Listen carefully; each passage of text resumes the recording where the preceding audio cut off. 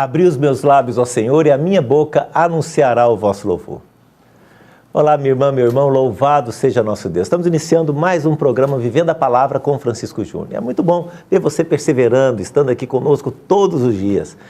Você pode buscar os programas anteriores todos também na internet, no nosso site, convidar os seus amigos, partilhar. É muito bom ter a sua participação. Vamos iniciar o programa de hoje em nome do Pai, do Filho e do Espírito Santo. Amém. E desde já eu quero te convidar a colocar toda a sua vida, todo o seu coração, a sua necessidade diante de Deus, pela intercessão de nossa Mãe Maria Santíssima. Fala para Ele, fala agora, faça a sua oração. Fala, Senhor, minha vida está assim. Senhor, eu preciso disso. Olha, meu Deus, isso está dando certo, isso não está dando certo. Oração é isso, é ter liberdade para conversar com Deus. E creia que não existe oração sem resposta. Mas se você tem alguma dificuldade, vamos pedir a ela que nos foi dada para estar ao nosso lado todo o tempo e deve ser proclamada até o final dos tempos como bem-aventurada.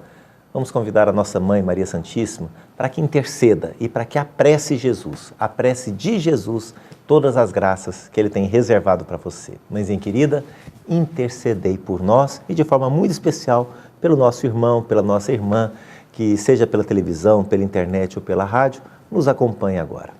Ave Maria, cheia de graça, o Senhor é convosco. Bendita sois vós entre as mulheres e bendito é o fruto do vosso ventre, Jesus. Santa Maria, Mãe de Deus, rogai por nós, pecadores, agora e na hora de nossa morte. Amém. E juntos eu convido para rezarmos o ato de contrição de hoje, nos esvaziando, nos preparando para acolher a palavra de Deus. Rezemos. Ó Deus, que prometestes permanecer nos corações sinceros e retos, dai-nos por vossa graça viver de tal modo que possais habitar em nós. Que a vossa sabedoria nos conduza para que andemos sempre pelos caminhos de uma vida nova. Amém.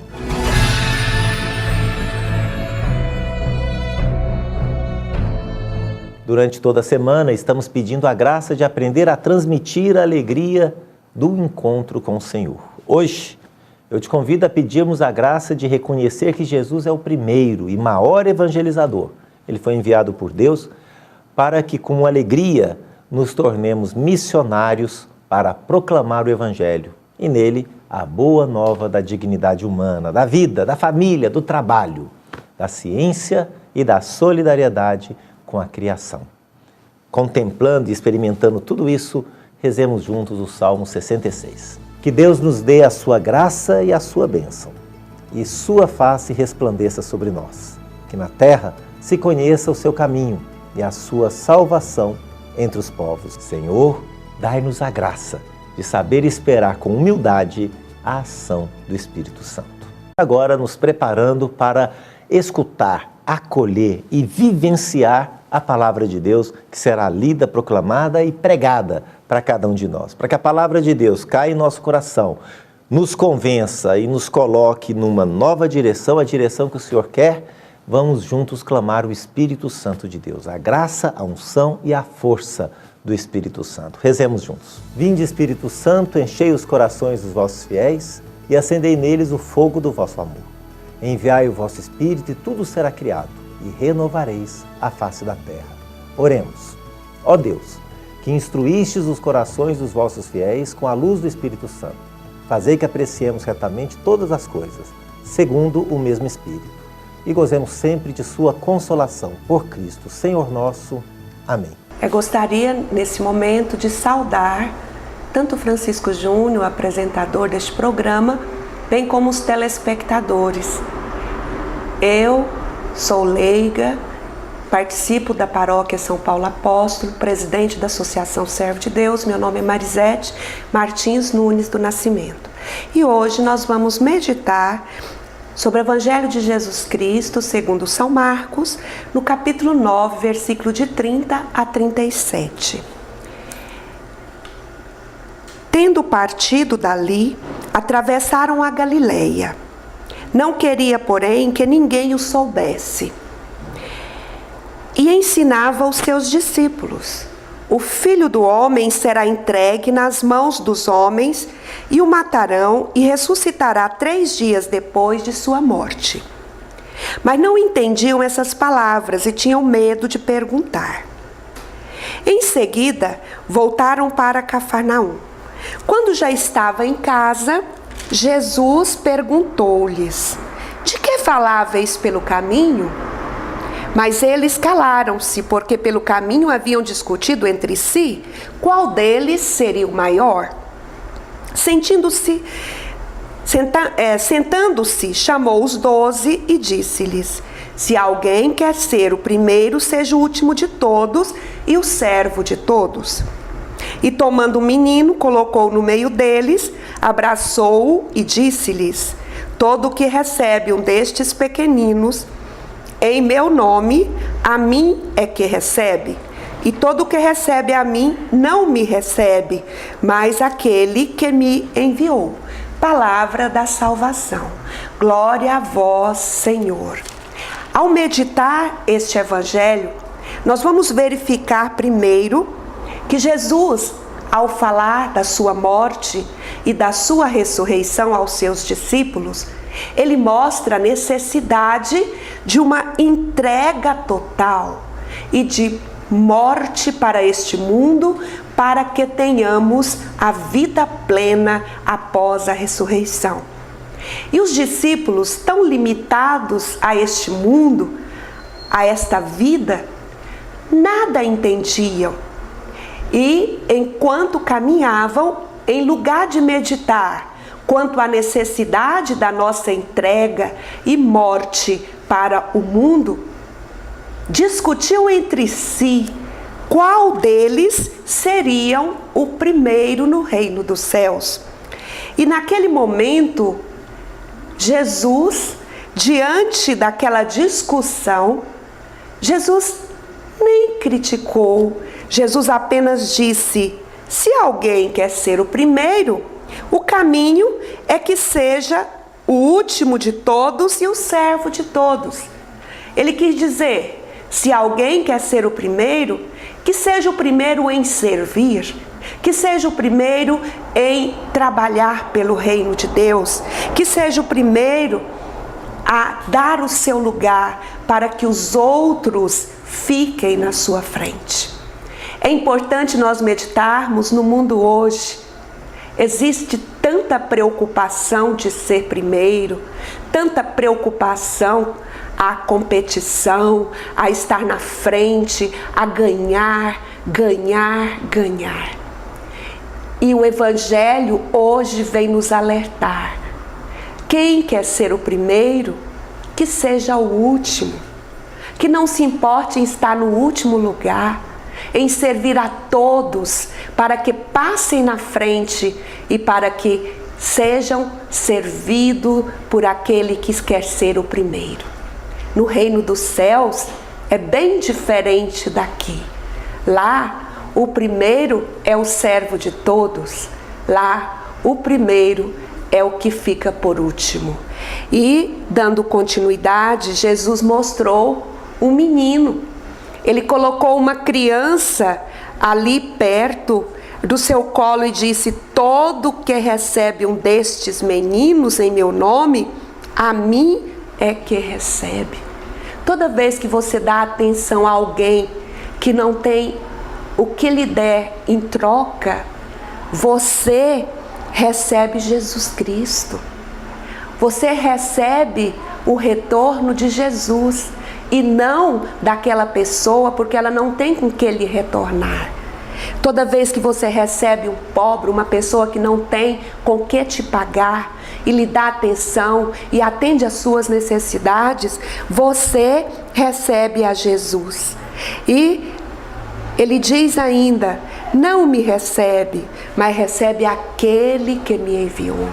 Todas as vezes que você serve uma pessoa que não tem com que lhe restituir, você recebe o amor do Pai plenificando o seu coração, para que você esteja pronto para servir e acolher outros e outros meninos, para que todos possam chegar um dia no reino dos céus. Que Deus abençoe a cada um de nós. Sempre para nós é uma grande alegria ter você participando conosco. E é muito fácil, você pode sugerir história de fé, você pode nos questionar, apresentar perguntas, nos dar seu testemunho. participe, mas participe mesmo. Entre no nosso site www.comfranciscojr.com.br e participe. Vamos agora ao momento Edificando sobre a Rocha.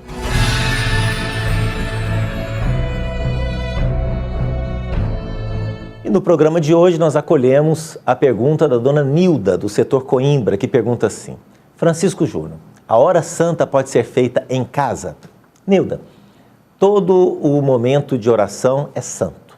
Porém, a hora santa é um momento dedicado à adoração da Eucaristia, isto é, a hora santa acontece diante do Santíssimo exposto. É um momento que faz parte das atividades dos membros do apostolado da oração, mas todos são convidados a participar.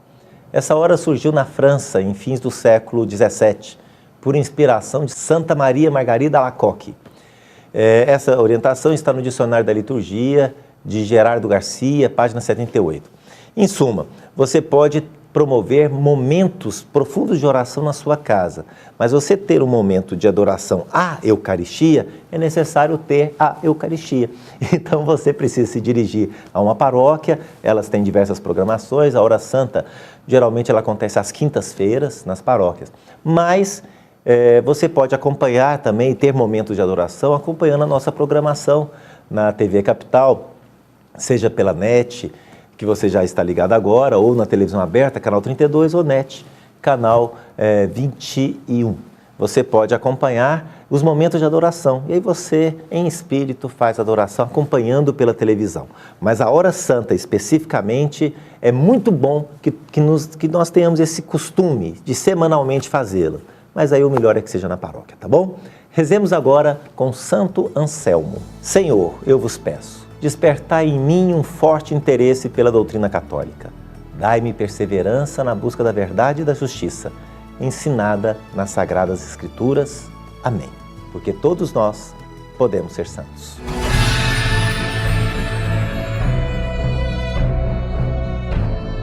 A história de fé de hoje ela é interessante. Ela conta o caso de um jovem mestre em artes marciais que atravessou todo o Japão à procura de um famoso sensei, nunca sei como fala direito,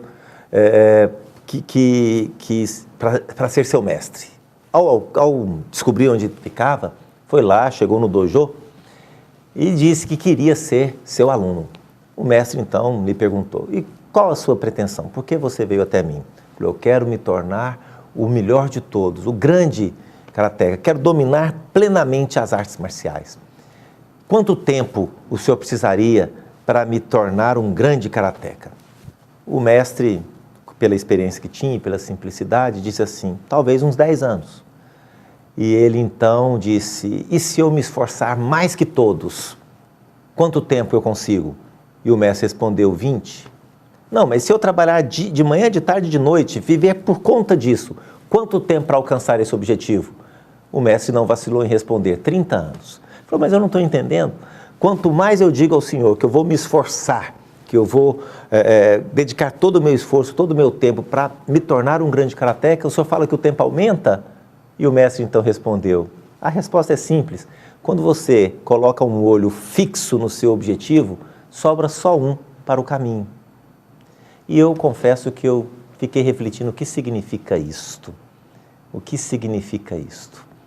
E fiquei até questionado com a resposta desse mestre. E eu cheguei à seguinte conclusão: por mais que Jesus seja o reino dos céus, a salvação é Jesus.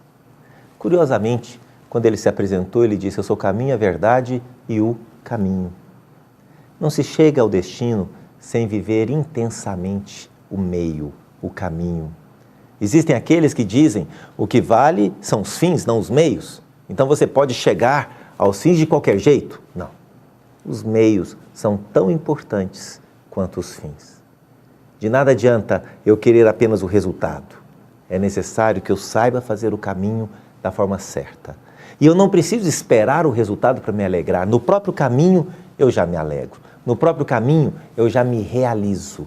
É fundamental que saibamos, eu e você, nos realizar passo a passo na nossa vida. Não é necessário a conquista plena para se ter a certeza de que se chegará nela.